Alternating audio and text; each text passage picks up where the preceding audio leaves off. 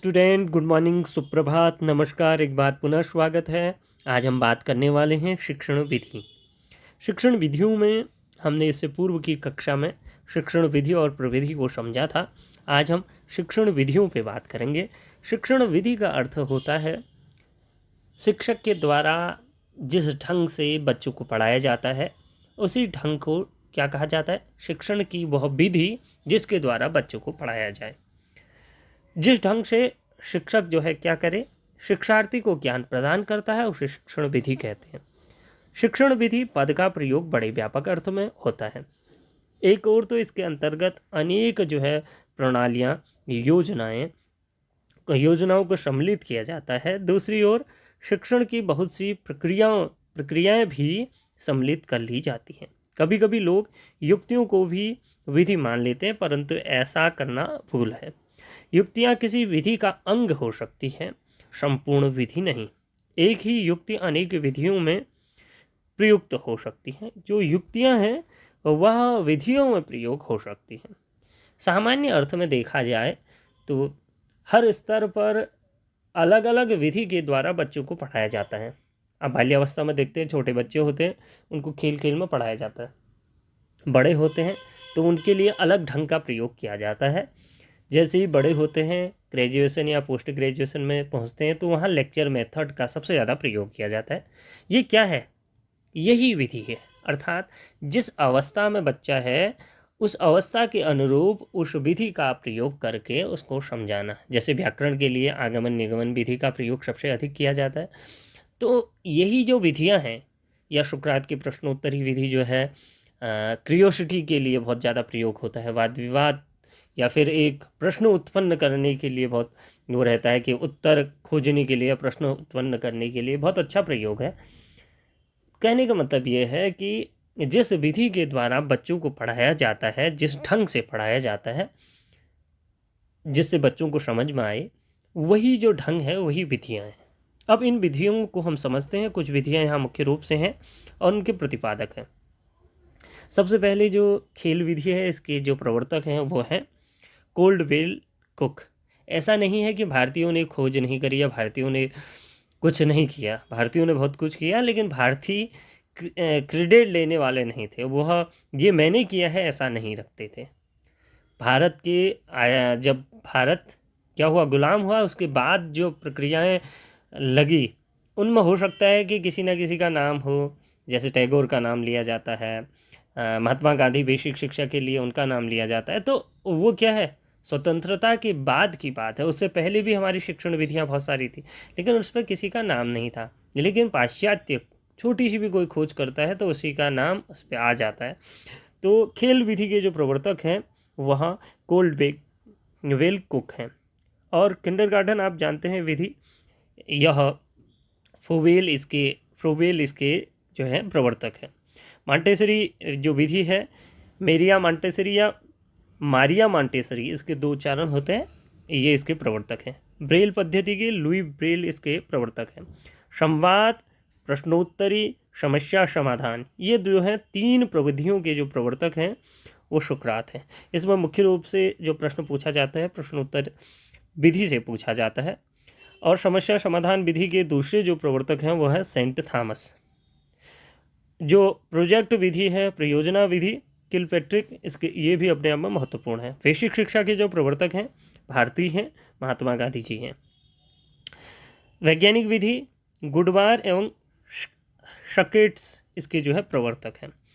अनुसंधान या खोज विधि तथा जो इसके प्रवर्तक हैं वो है आर्मस्ट्रांग। और क्षेत्रीय पर्यटन विधि, पेस्टालाजे इसके प्रवर्तक हैं। प्रादेशिक विधि, कोमेनियस इसके प्रवर्तक हैं। व्यक्ति इतिहास विधि के जो प्रवर्तक हैं वह हैं टाइडमैन।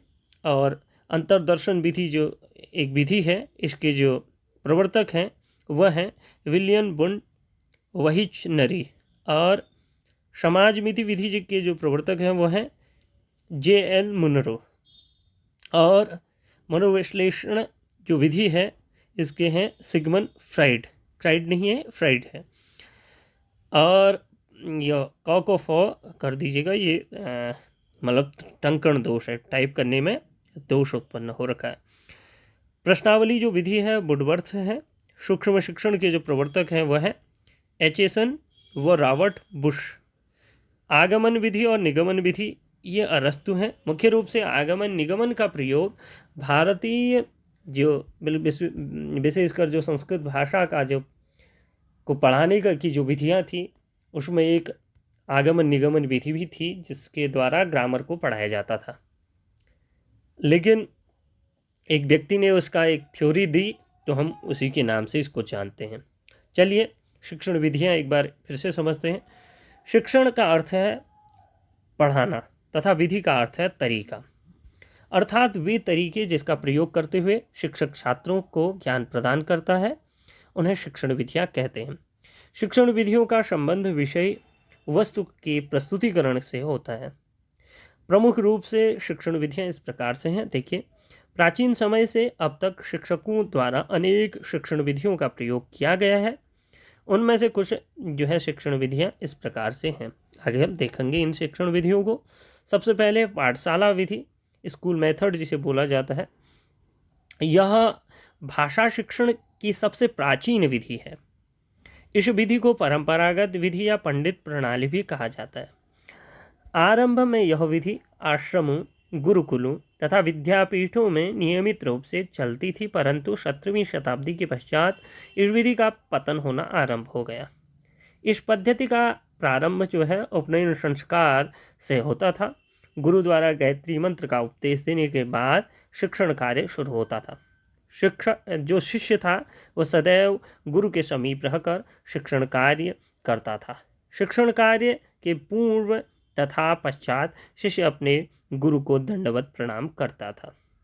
छात्रों का जीवन नियमों से घिरा हुआ था तथा कठोर भी था। छात्रों को नियमित दिनचर्या का पालन करना होता था। गुरु के आदेश सर्वोपरि था जिसका पालन करना छात्रों के लिए अनिवार्य था। छात्रों को यम नियम, अहिंसा, सत्य, अस्तेय, ब्रह्मचर्य, लोभ, मोह, त्याग आदि नियमों का पालन करना होता था।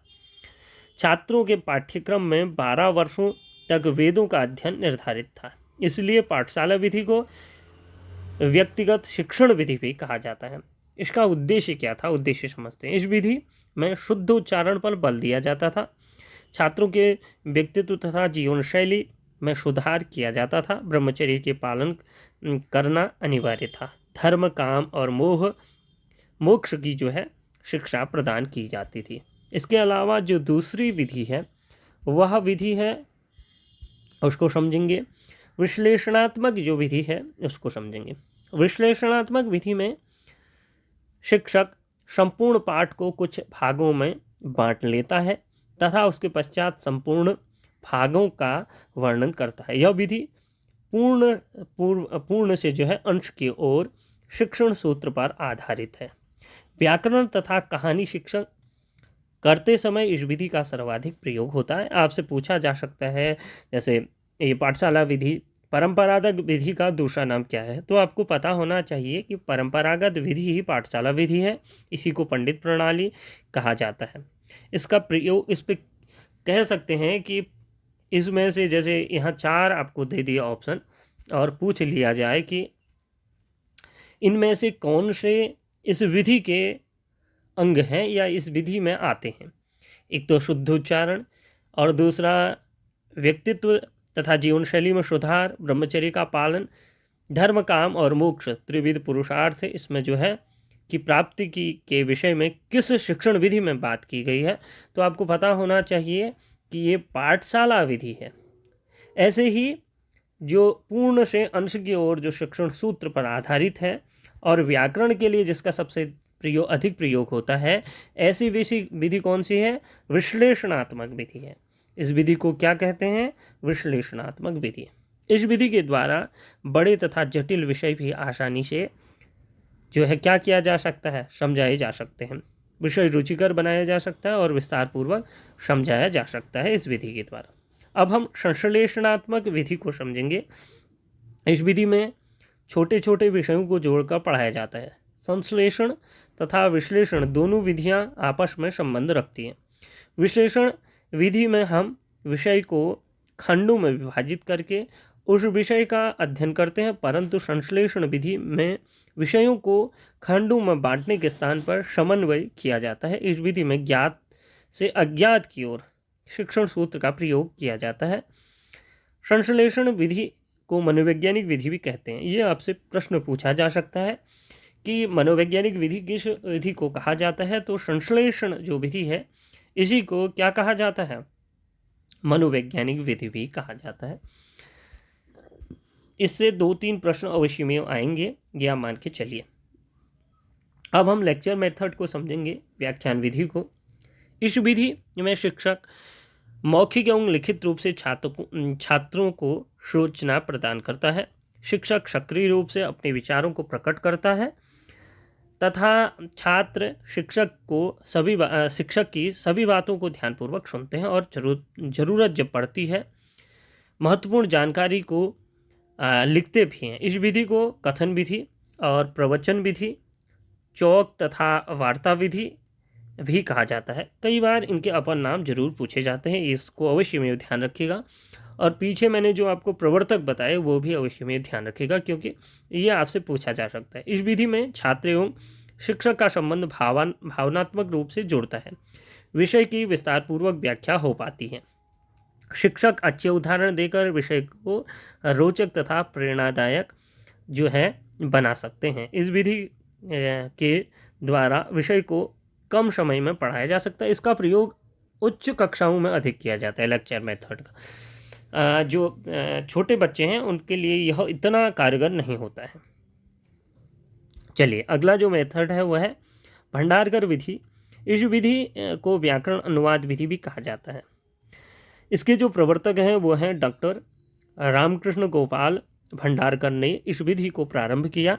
यह विधि 1835 ईस्वी में लॉर्ड मैकाले की शिक्षा जो पद्धति थी उसके बाद विकसित हुई। इस विधि में व्याकरण के नियमों का अभ्यास कराया जाता है, नए शब्दों का प्रयोग करवाया जाता है। इस एक भाषा के शब्दों को दूसरी भाषा में अनुवाद भी करवाया जाता है। इस विधि के द्वारा छात्रों के शब्द भंडार में वृद्धि होती है। आपको जो भी विधि या प्रविधि हो उनके विषय में एक एक लाइन में पता होना चाहिए। अब हम देखेंगे डायरेक्ट मेथड, जिसे प्रत्यक्ष विधि भी कहते हैं।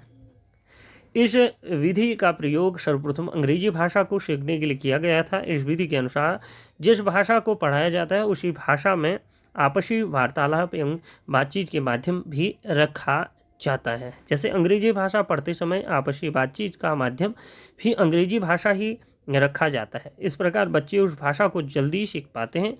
इस विधि में मौखिक कार्य की प्रधानता होती है या इसमें प्रधानता दी जाती है। हर्बर्ट की पंचपदी जो अपने आप में वैज्ञानिक पद्धति है, इसको हम देखेंगे। इस पद्धति को प्रसिद्ध शिक्षा शास्त्री एवं मनोवैज्ञानिक हर्बर्ट के सिद्धांतों के आधार पर उनके शिष्यों ने प्रस्तुत किया। इसके अनुसार पाठ के शिक्षण को 5 पदों में 5 भागों में विभक्त किया जाता है।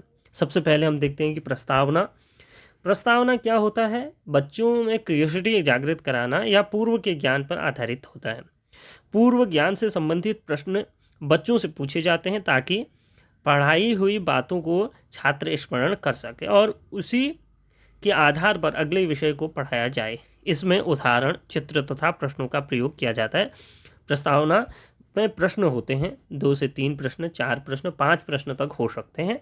उसमें प्रश्न पूछे जाते हैं कि जिससे अगला जो पाठ आप पढ़ाना चाहते हैं वह पाठ बच्चों से ही पूछा जाए कि उनका पूर्व ज्ञान किस प्रकार से है।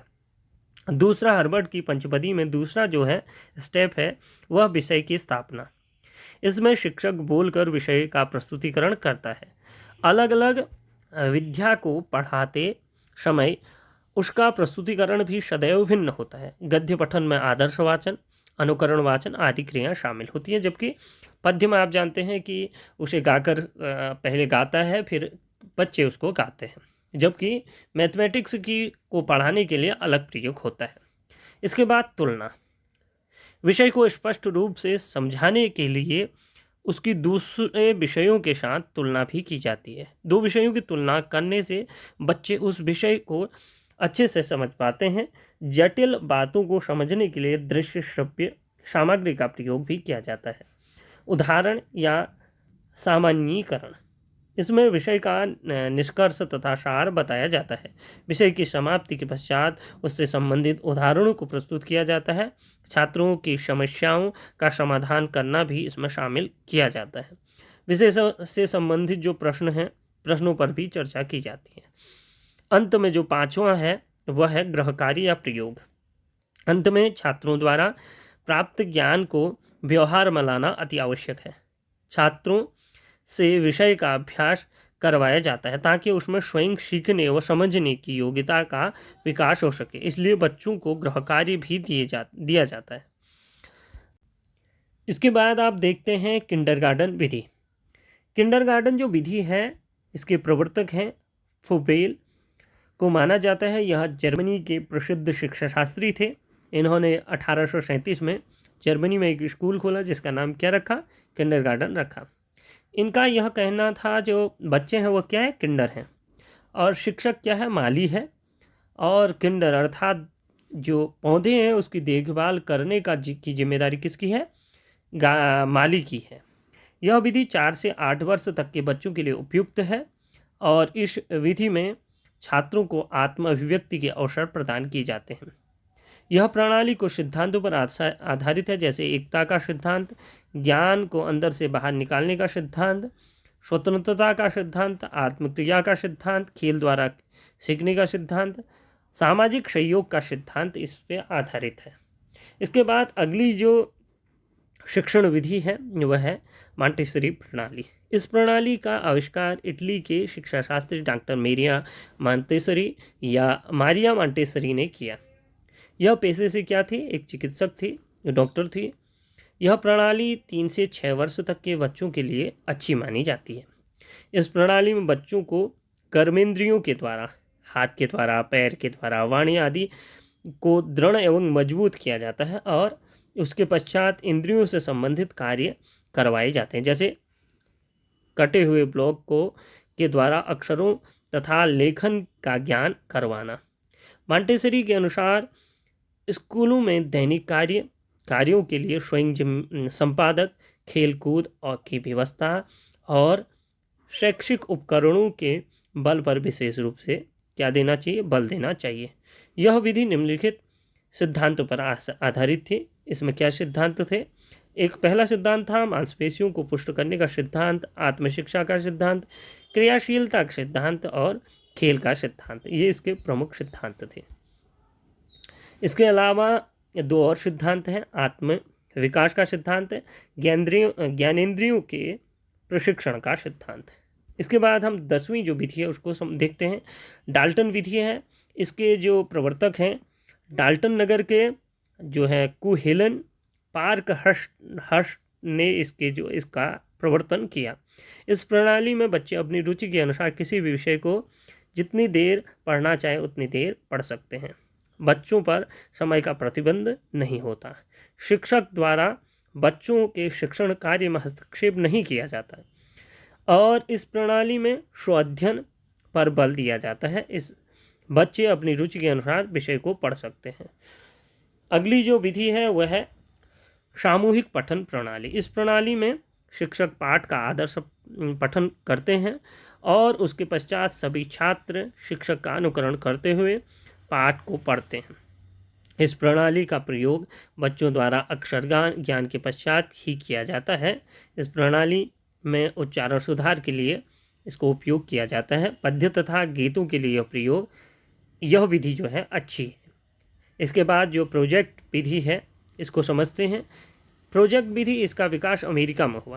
प्रोजेक्ट विधि का नाम प्रायोजना विधि भी कहा जाता है। इसके जन्मदाता कौन थे? किलपैट्रिक थे। प्रोजेक्ट विधि विद्यार्थियों के वास्तविक जीवन से संबंधित किसी समस्या का हल खोज निकालने की एक अच्छी तरह से चुना हुआ कार्य है, जिसे पूर्ण स्वाभाविक परिस्थितियों में सामाजिक वातावरण में ही पूर्ण किया जाता है। इस विधि के जो है क्या है 6 पदों में इसे विभक्त किया जाता है। कौन कौन से 6 पद हैं? सबसे पहले है परिस्थिति या कार्यक्रम, इसके बाद है प्रोजेक्ट चयन, और इसके बाद तीसरा आप देखिए इसमें है क्रियान्वयन, योजना के उद्देश्य एवं चयन, चौथा है पांचवा निर्णय मूल्यांकन, और छठा है कार्य का विवरण लिखना। खेल विधि इसके जो प्रवर्तक हैं हेनरी कार्लवेल कुक हैं, उन्होंने इसकी उपयोगिता अंग्रेजी भाषा के लिए बताई। खेल बच्चे की जो है स्वाभाविक क्रिया है। भिन्न भिन्न आयु वर्ग के बच्चे विभिन्न खेल खेलते हैं। खेल से मनुष्य की मनोवैज्ञानिक जरूरतें पूरी होती हैं तथा बच्चों को सामाजिक कौशल के विकास का भी अवसर मिलता है। कक्षा स्तर के अनुसार इसे 3 भागों में बांटा जाता है। प्राथमिक स्तर में देखिए, इन कक्षाओं में छोटे टुकड़ों को बिखराना, समेटना, सही स्थान पर लगाना, उसकी सही पहचान आदि क्रियाएं कराई जाती हैं। इस विधि में से अक्षर ज्ञान एवं शब्द कोश में वृद्धि होती है। माध्यमिक कक्षाओं में किसी घटना का वर्णन, चित्र के आधार पर कहानी बनाना, काल्पनिक बातचीत, डायरी लिखना आदि क्रियाएं हैं। उच्च स्तर में की कक्षाओं में क्या है, काल्पनिक भेंट का जो है वर्णन, कहानियों के संवाद, कविता, कहानी तथा नाटक लिखना आदि क्रियाएं होती हैं। यह एक खेल विधि के द्वारा बच्चों को पढ़ाया जाता है। इसके बाद देखते हैं अभ्यास विधि। अभ्यास जो विधि है वह शिक्षण कार्य में अभ्यास का भी महत्वपूर्ण स्थान है। छात्र जितना अधिक अभ्यास करते हैं उतने ही अधिक समय तक उनको याद रहता है। यही कारण है कि छोटे बच्चों को पाठ का अत्यधिक अभ्यास कराया जाता है। अभ्यास के द्वारा उच्चारण तथा लेखन में क्या आती है, शुद्धता आती है। इसके बाद क्वेश्चन जो है, प्रश्नावली जो विधि है, इसको देखते हैं। इसके आप जानते हैं कि प्रश्नोत्तरी जो विधि है, इसके जो प्रवर्तक हैं सुकरात हैं। इसे मनोवैज्ञानिक विधि के रूप में देखा जाता है।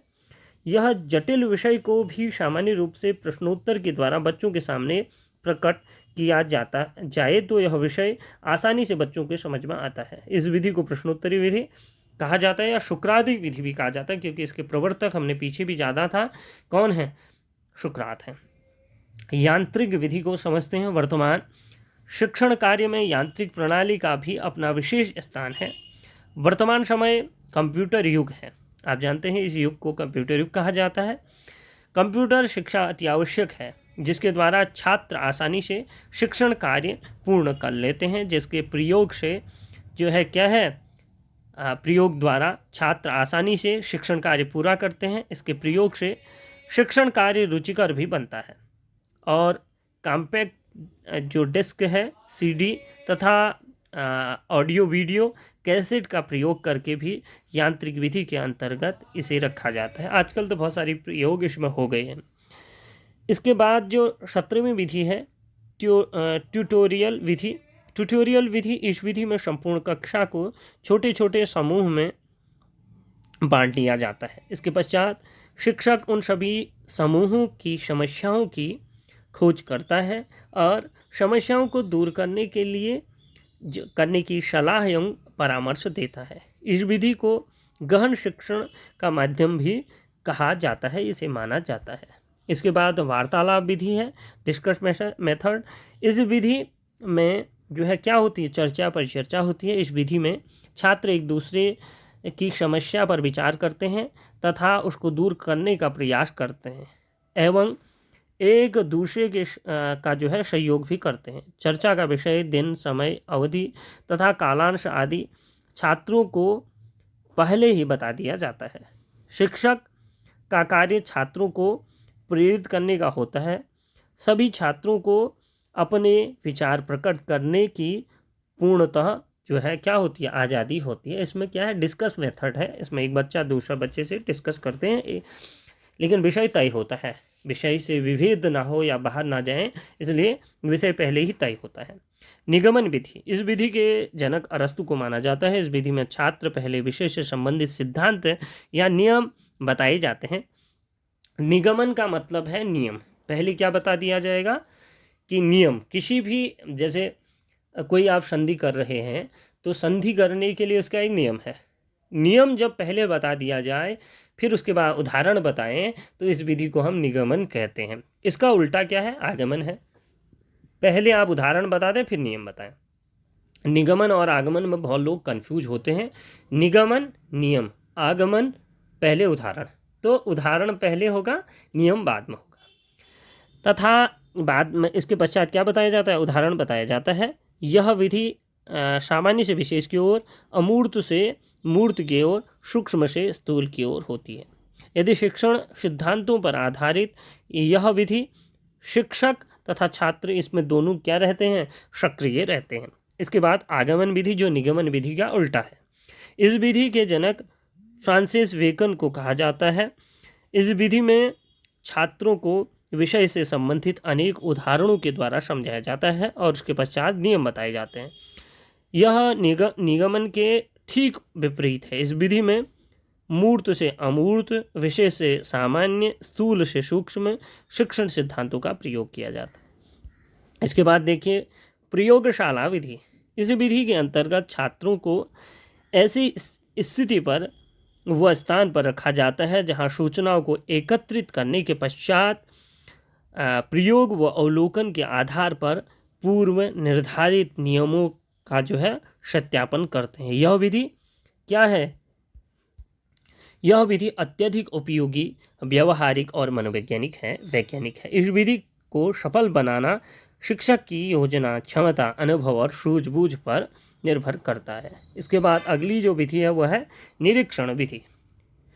इस विधि में शिक्षक स्वयं किसी समस्या को नहीं समझाता, बल्कि यह छात्रों को स्वयं निरीक्षण करने के लिए क्या करता है? प्रेरित करता है, ताकि छात्र स्वयं उस समस्या को ढूंढकर उसे दूर करने का प्रयास कर सकें। इस विधि में ज्ञान प्राप्ति के साथ साथ छात्रों में स्वतंत्र रूप से निरीक्षण करने की, सोचने, चिंतन करने, तर्क करने तथा अपने विचार को स्पष्ट करने की क्षमताओं का विकास होता है। इसके बाद है स्वाध्याय विधि, खुद के द्वारा पढ़ना। इस विधि में सर्वप्रथम बच्चों को स्वयं अध्ययन के योग्य बनाया जाता है। यह उच्च कक्षाओं के लिए ज़्यादा उपयोगी है। उसमें भाषा का स्पष्ट ज्ञान कराया जाता है ताकि बच्चों में स्वयं पढ़ने समझने की मानसिक योग्यता का विकास किया जा सके। इसके अलावा बच्चों को स्वाध्याय हेतु उचित मार्गदर्शन किया जाता है तथा स्वाध्याय के बाद उस विषय पर वाद विवाद करते हुए छात्रों की समस्याओं का समाधान किया जाता है। इस पूर्ण प्रक्रिया में छात्र सक्रिय रहता है। यहाँ अध्यापक की इतनी आवश्यकता नहीं होती। अनुकरण विधि। इस विधि के अनुसार बच्चा अपने शिक्षक का अनुकरण करके लिखना, पढ़ना व नवीन जो रचनाएं हैं उनको करना सीखता है। बच्चा सदैव शिक्षक की भाषा, उच्चारण एवं आचरण का अनुकरण करते हैं। बच्चों के सामने सदा सत्य, अहिंसा, ब्रह्मचर्य, अस्तेय, समानता, विनम्रता आदि का आचरण रखें ताकि वह अनुकरण करके सदाचारी बने। अब हम इसके बाद की जो कक्षा होगी उसमें जानेंगे इसके गुण दोष क्या हैं, क्योंकि आप देखिए अनुकरण जो विधि अगर इसमें टीचर का उच्चारण ठीक नहीं है तो क्या होगा? बच्चा भी वैसा ही उच्चारण करेगा। इसलिए सभी विधियों के कुछ ना कुछ गुण दोष हैं, उनको हम समझेंगे। आज की कक्षा के लिए बस इतना ही। नमस्कार, धन्यवाद। फिर मिलेंगे अगले वीडियो में अगले विषय के साथ।